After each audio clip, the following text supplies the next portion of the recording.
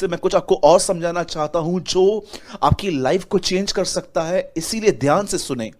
Bible बताती है Eliezer अपने हाथ में बैंगल्स लेकर, और जब वो गांव में पहुंचा तो उसने वहां पर दुआ की थी कि प्रभु, जो लड़की आप चाहते हो, जिसकी शादी इसहाक के हो, वही लड़की प्रभु जी मुझे मिले। और आप अद्भुत तरीके से जानते हो कि उसे रेबेका मिली। और आपने वचन में ये चिन्ह जरूर पढ़ा होगा कि उसने प्रभु से कहा था, प्रभु, जो भी लड़की आपने मेरे स्वामी के बेटे इसहाक के लिए रखी है, वह खुद आए और कहे, क्या मैं तेरे ऊंटों को पानी पिलाऊं? और आप सभी जानते हैं कि रेबेका ने सबसे पहले पानी पिलाया एलियाजर को, और उसके बाद उसने कहा, क्या मैं तेरे ऊंटों को पानी पिलाऊं?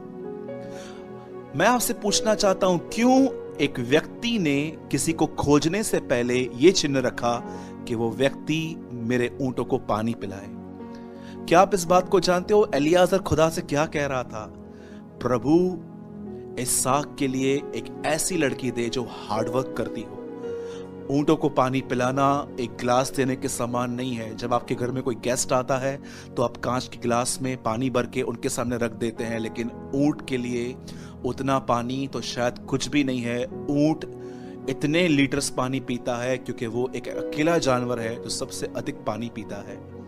और जब वो कहता है कि प्रभु उसके लिए लड़की दे, इसहाक के लिए, तब वो एक साइन रखता है कि वो लड़की हार्ड वर्कर हो। और जानते हो दूसरी चीज जो वो मांगता है, जब वो कहता है कि वो हार्ड वर्क करो, तो वो सेकंड थिंग ये कहता है कि वो मर्सीफुल हो, उसके अंदर दया हो। आज ये दोनों कैरेक्टर बहुत सारे लोगों में से गायब है। न उनके अंदर दया है, न वो हार्ड वर्कर है। आप जानते हैं बाइबल ऐसा बताती है, जब मूसा अपने ससुर की जो बेड़े थी, बकरियां थी, जब वो चरा रहा था, तब ऊपर से आवाज आई, मूसा, हे मूसा।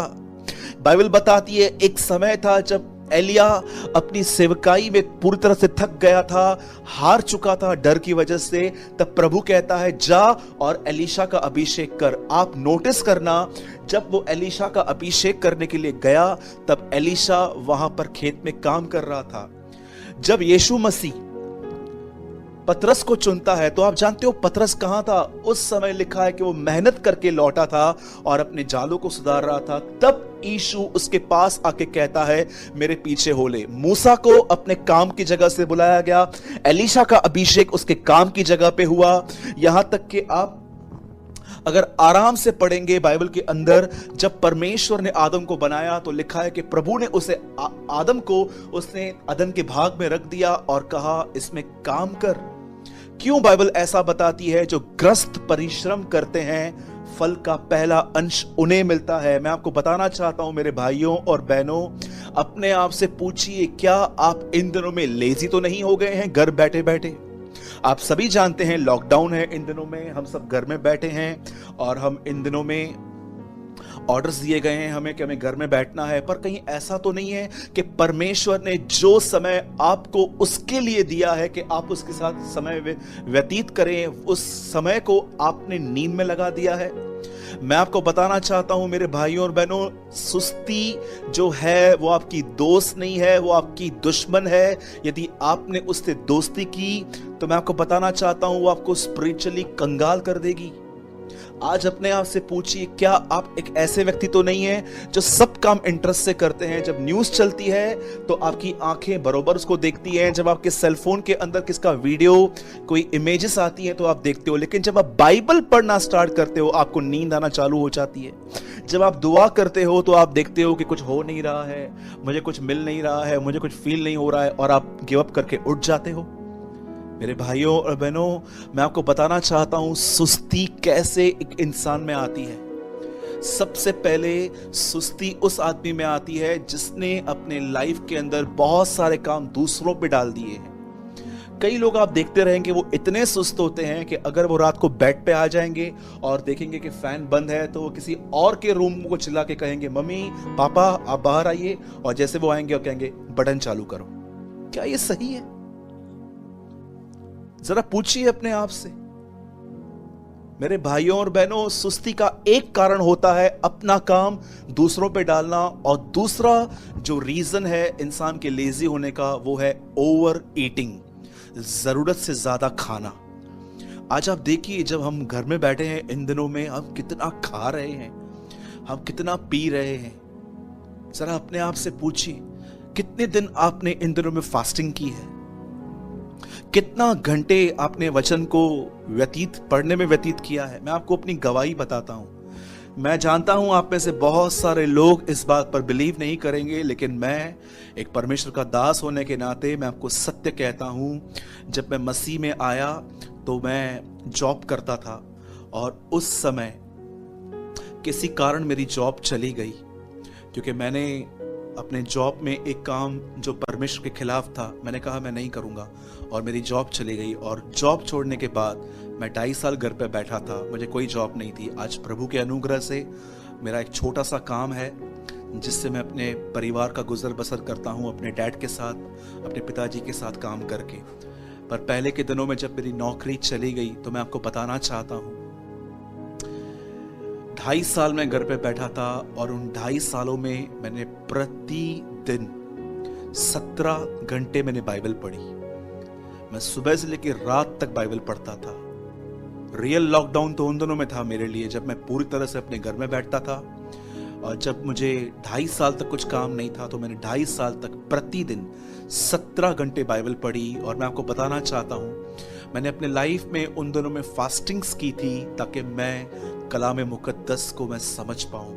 और परमेश्वर ने मुझे इस तरह वचन समझाया, जिसने मुझे एक बैकबोन दिया। मुझे परमेश्वर ने सपोर्ट किया वचन से। मुझे परमेश्वर ने अपने सिद्धांत सिखाए कि मुझे किस तरह जीना चाहिए। मैं आज आपसे पूछना चाहता हूं, कहीं ऐसा तो नहीं है कि इन दिनों में आप सुस्ती के शिकार हैं और आपको सुस्ती ने जकड़ लिया है? कुछ भी काम करने से पहले आपके सामने बाइबल पड़ी रहती है, उठाऊं नहीं उठाऊं, उठाऊं नहीं उठाऊं, आप इन्हीं सवालों में अपने आप से लड़ते रहते हैं। यदि आप ये महसूस करते हैं कि सूरज भाई, हाँ ये वचन मेरे लिए है क्योंकि मैं सुस्त हो चुका हूं, तो आज मैं आपको एक एडवाइस देता हूं। मेरे भाइयों और बहनों, इस समय के बाद फास्टिंग में चले जाइए, उपवास कीजिए। यदि आप देख रहे हो कि फास्टिंग में आपका मन बहुत भटक रहा है, तो चाय ले लीजिए, पानी ले लीजिए, कॉफी ले लीजिए, जूस ले लीजिए, कोई जूस ले लीजिए, ताकि पी के आपका मन न भटके। मैं उस फास्टिंग में बिलीव नहीं करता हूं जिस फास्टिंग के अंदर मेरा मन भटकता रहे। यदि आपका मन भटक रहा है, मैं आपको बताना चाहता हूं, सुबह से लेके रात तक जब आपका मन भटके, आप पानी, कॉफी, चाय ले सकते हैं। और रात को जब आप 8-9 बजे अपने घर में जब हैं, तो 8-9 बजे आप खाना खा लीजिए, और उसके बाद सेकंड डे की तैयारी कीजिए। मेरे भाइयों और बहनों, लेजीनेस से बाहर आने का सबसे बेस्ट वे है फास्टिंग। जब आप फास्टिंग में रहते हैं, तो मैं आपको बताना चाहता हूं, प्लीज उन दिनों में टीवी मत देखिए। अगर आप चाहें, आप न्यूज़ कुछ समय देख सकते हैं, या कोई कुछ और जो बहुत इमरजेंसी है उनको देखिए, पर फास्टिंग के अंदर परमेश्वर के साथ समय बिताइए। मैं चाहता हूं आप सब इस वचन को तोड़ें, उपवास, उपवास, उपरवास। जिस दिन आप फास्टिंग करते हैं, एक्चुअली उस दिन आप प्रोक्लेम करते हैं कि आज मैं यहां नहीं हूं, आज मैं वहां हूं। मैं आपको एक सत्य घटना बताता हूं, शायद आप में से बहुत सारे लोग इस बात पे भी बिलीव ना करें, पर ये सच है। आज से बहुत साल पहले परमेश्वर के एक दास ने परमेश्वर के दूसरे दास को अपने कलीसिया में बुलाया। 3 दिन की सभा थी। हर सुबह वो परमेश्वर के जन अपने घर से कुछ अच्छा खाना बनवा के उनके रूम में पहुंच जाते थे, पर वो क्या देखते थे, वो व्यक्ति कुछ खाता ही नहीं था। एक दिन उन्हें लगा कि शायद वो घर का खाना ना खाते हो। अगले दिन वो उनके लिए बाहर से एक अच्छी होटल से खाना लेकर गया और सामने रखा। तो उन्होंने कहा, आप रख के चले जाइए, मैं देख लूंगा। उन्होंने वो भी नहीं खाया। उसके बाद शायद लगा कि इनको सी फूड पसंद होगा, तब उन्होंने तीसरे दिन उनके लिए सी फूड लेकर आए, और तीसरे दिन भी उन्होंने कुछ नहीं खाया। उन्हें बड़ा अजीब लग रहा था कि ये आदमी मेरे यहाँ पर मेहमान होके आया है मेरे कलीसिया में, और कुछ खाता नहीं है। तब उन्होंने उनके असिस्टेंट से, उनके एक सहकर्मी से पूछा, क्या बात है, ये कुछ खाते क्यों नहीं है? तब उनके असिस्टेंट ने उनको एक उत्तर दिया जिसने मुझे सच में इस वचन का अर्थ समझाया कि मनुष्य रोटी से नहीं परंतु परमेश्वर के मुंह से निकले गए वचन से जीवित रहते हैं। उनके असिस्टेंट ने उनको कहा, भाई साहब ये यहाँ पर होंगे तो खाना खाएंगे ना, ये सारा दिन रहते ही उसकी उपस्थिति में है। कई बार उनका शरीर पृथ्वी पर रहता है पर उनकी आत्मा प्रभु के साथ स्वर्ग में होती है। जैसे यूहन्ना कहता है, मैं प्रभु के दिन आत्मा में आ गया। क्या आप बिलीव कर सकते हैं, कोई समय था कि परमेश्वर का एक ऐसा व्यक्ति भी, मैं उनका नाम नहीं जानता हूं वो कौन है, पर मैंने कहां पर उनके लिए पढ़ा है। क्या आप बिलीव कर सकते हैं, खुदा के कुछ ऐसे भी लोग हैं यहाँ पर जो आपको दिखता है कि वो यहाँ है लेकिन वो यहाँ नहीं रहते, वो रहते ही फास्टिंग्स में है। मेरे भाइयों और बहनों, मैं आपको कहना चाहता हूँ, फास्टिंग कीजिए। लेजीनेस से बाहर आने के बाद जरा सोचिए, ये कोई छोटी बात नहीं है कि आपको बाइबल पढ़ते समय नींद आ रही है, प्रार्थना करते समय नींद आ रही है। कुछ लोग ऐसे होते हैं, चर्च जाते नहीं है, वो अपने आप को ले जाते हैं अपने आप को गले से पकड़ के कि नहीं आज मुझे जाना ही है, अदरवाइज पास्टर मुझसे पूछेगा कि तुम लोग क्यों नहीं आए थे।